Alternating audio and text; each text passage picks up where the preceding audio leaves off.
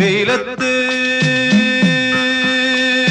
ചിരിതൂകും പെണ്ണ് ശിവരാത്രി വ്രതവുമായി നാമം ജപിക്കും പെണ്ണ്. പെണ്ണിനെ കാണുവാൻ ഇന്നലെ വന്നവൻ ചൊന്നുപോൽ പ്രാന്തത്തി പെണ്ണ്. അവളൊരു പാവം പ്രാന്തത്തി പെണ്ണ്, പ്രാന്തത്തി പെണ്ണ്. അത് കേട്ട്